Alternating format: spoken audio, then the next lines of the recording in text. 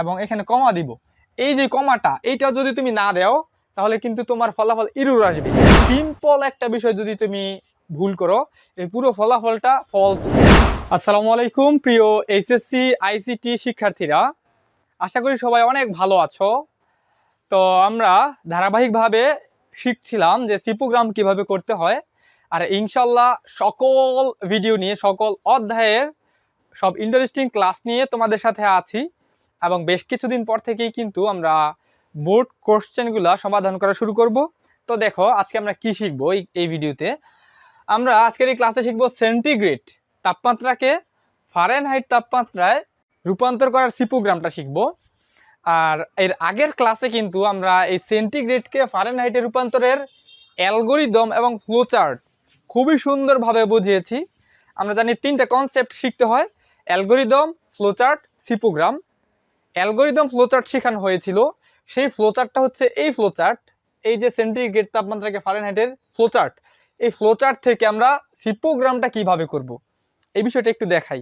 দেখো, আমরা স্টার্টের জন্য আমরা জানি একটা অংশ লিখতে হয়, সেটা হচ্ছে হ্যাশ দেওয়ার পর INCLUDE ইনক্লুড, এরপর ট্যাগ চিহ্নের ভেতরে STDIO.H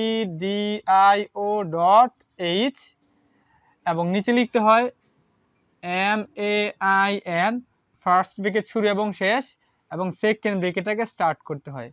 এই যে পার্টটুকু লিখলাম এটা কিন্তু তোমার সব ধরনের সি প্রোগ্রামে সবসময় লিখতে হবে এই স্টার্টের জন্য। আচ্ছা, এতটুকু লিখলাম। এবার ইনপুট সি এর কাজ। ইনপুট সি এটা কিন্তু এই ফলাফলটা আমার ভগ্নাংশ টাইপের, দশমিক আসতে পারে, তাই আমি এখানে ফ্লোট লিখব, FLOAT, ফ্লোট। যদি এটা পূর্ণ সংখ্যা হইতো অথবা ফলাফলটা যদি পূর্ণ সংখ্যা আসতো তাহলে কিন্তু আমরা এখানে INT দিতাম। আচ্ছা, ভগ্নাংশ তাই ফ্লোট লিখলাম। এখন আমার ইনপুটটা হচ্ছে সি, তাই এখানে সি লিখবো, আর আউটপুটটা কি এফ। প্রিয় শিক্ষার্থী, আইসিটির টেস্ট এবং ফাইনাল পরীক্ষায় 95%-এরও বেশি কমন পেতে আমাদের এই সুপার সাজেশনটি এখনই সংগ্রহ করো।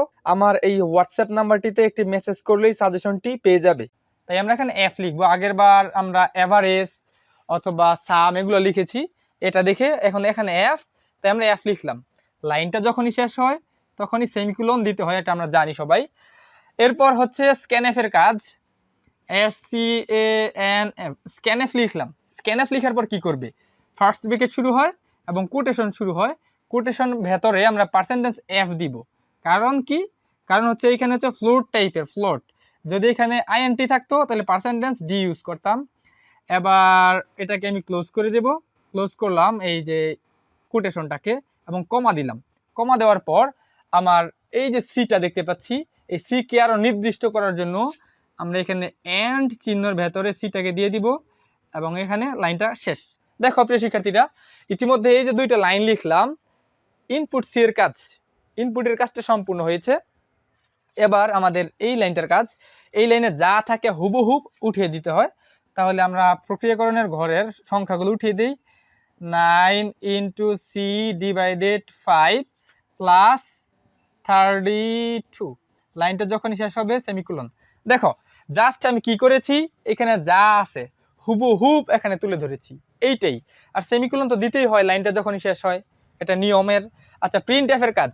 প্রিন্ট এফ এর জন্য কি করব, প্রিন্ট এফ এর জন্য আমরা লিখব print F, PRINT, print F দেওয়ার পর এখানে কোটেশন শুরু হবে, কোটেশনের ভেতরে হবে রেজাল্ট ইজ, যেহেতু আমরা ফলাফল চাচ্ছি, RESULT, রেজাল্ট ইজ।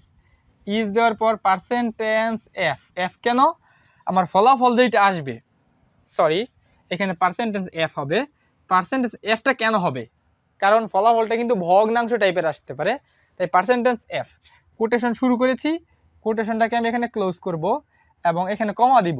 এই যে কমাটা এইটা যদি তুমি না দাও তাহলে কিন্তু তোমার ফলাফল এরর আসবে, কারণ সি প্রোগ্রাম এমন এক ধরনের ল্যাঙ্গুয়েজ যেখানে সিম্পল একটা বিষয় যদি তুমি ভুল করো এই পুরো ফলাফলটা ফলস হয়। আর HTML এর ক্ষেত্রে বিষয়টা এমন না, একটু ভুল করলে অনেক সময় ফলাফল ঠিকই দেখায়। দেখো এবার প্রিন্ট এফ এর যে এফটা আছে, এই এফটা আমরা এখানে লিখে দিব এফ। এফ লিখার পর কাজটা শেষ, তাই আমরা এখানে সেমিকোলন দিয়ে দিলাম। এবার হচ্ছে ইন্ডের কাজ। ইন্ডের জন্য কি করব, রিটার্ন 0, RETURN রিটার্ন 0, লাইনটা শেষ, তাই সেমিকোলন। আর সেকেন্ড ব্র্যাকেটটা স্টার্ট করেছিলাম, এইখানে সেকেন্ড ব্র্যাকেটটাকে আমি ক্লোজ করলাম। প্রিয় শিক্ষার্থীরা, এই ছিল আজকের এই ক্লাসটা, যেটার মধ্যে আমরা সেন্টিগ্রেডকে ফারেনহাইটে রূপান্তরের এই সি প্রোগ্রামটা করেছি। একদম সিম্পলভাবে কিন্তু শেখাচ্ছি। তো আমরা আরও কঠিন কঠিন বিষয় শিখবো। এই ছিল আজকের ক্লাস। পরবর্তী ক্লাসে আরও সেই ইন্টারেস্টিং বিষয়গুলো নিয়ে আসা হবে। তো এখানে শেষ করছি। আল্লাহ হাফেজ।